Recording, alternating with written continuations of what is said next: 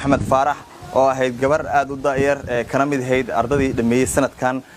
dugsiga sare kana qayb galay imtixaankii shahaadiga ahaa ee qaaday wasaaradda waxbarashada ee dowladda federaalka Soomaaliya waxay xamdi la kulantay dhacdo xanuun badan taasoo u geysteen rag kuwaasoo kufsaday kadibna ka soo tuuray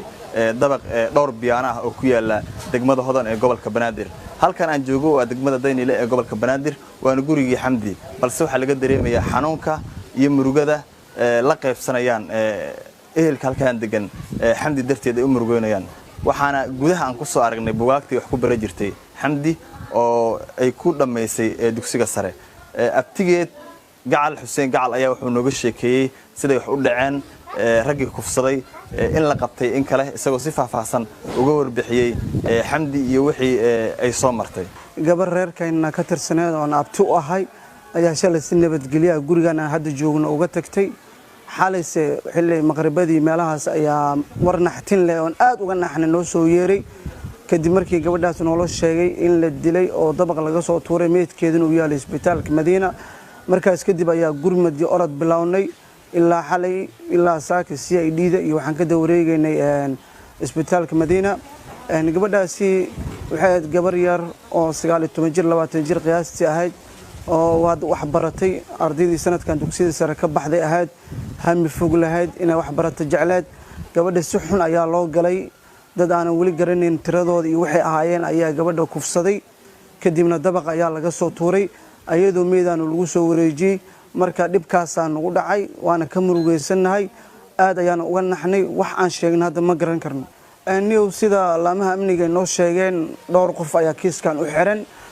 ma ogin inay yihiin kuwii sida dhabta u geystay amba dad kale la tuhmaayo marka ilaa maxkamad ayaa baash u gudbinay ilaa 6 qofood hadda saaka xirneed oo kiiskan loo haysto gabadha meesha lagu dilayna aan kuugu dare waa dhismo dheer oo laga soo tuuro dabaqa oo hotel noo lagu sheegay inuu yahay meedkeeda meeshaas ayaa ma garan karno koor in la dilay kadib meedkeeda la soo tuuray iyo in iyadoo nool la soo tuuray laakiin gabadha nafna dhul lama dhicin sidaas ay ku geeriyootay habarartii soo korisay ayadoo 10 jira xamdi oo idin la yiraahdo xamdi taaliin ayaa ka sheekaysay nolosha ay soo qaadatay xamdi sidii wax u soo baratay iyo marxaladihii kala duwanaa ee nolosheeda soo maray gabadhii sida arxan darrada ah ay u kufsadeen rag manaxyaala waxayna ii sheegtay iyadoo aad u yaran loo keenay halkaana markii ugu dambeysay ay ku wada cunteynayeen oo ah maalinta habeenka la dilay maalintii ka horeysay in halkan ay wada fadhiyeen waxayna sheegtay in haatan ay aad u murugsan tahay xamdi aan ayadoo yar la ii keenay ilmaha eedadooda ayaa dhashay habarteed baan ahay 10 sano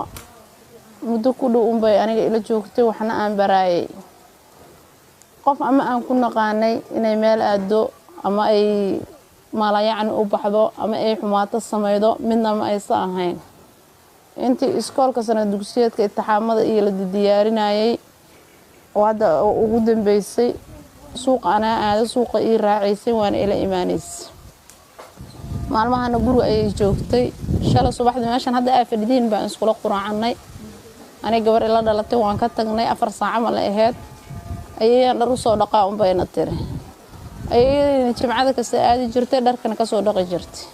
anakana taymku un baan ugu dambeeyay ayna tiri ayaan aadayna qof aan hadda aan ogahay oo dhihi karo qofkaas ay xiriir la lahayd ma jirto gabar wax oo shukansanaysay laakiin hadda qof taargad iyo aan dhihi karo qofkaas sebel ah ma jirto waxaan codsanaynaa hadii cadaalad jirto oo wadanka cadaalad ka jirto qofkii dhibaataas gabadhan u geystay in sharciga islaamka horta loogu mariyo qof kasta oo naxaya hooyo walba oo naxeedo aaba kasta oo naxaya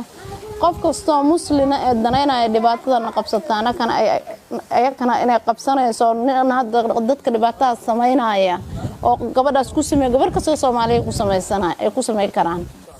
gabadhan aad ku daada yareed ee ubaxa ahayd laga qariyay dunida inay ka qariyeen raggaasi arxalaawiyaasha ayaa waxa lagu dugay qabuuraha Bangeele ee ku yaala degmada Daynile ee gobolka Banaadir halkaas ay ka soo qayb galeen ehel fara badan iyo dad is yaqaaneen xamdi oo isla dhigay jireen dugsiga sare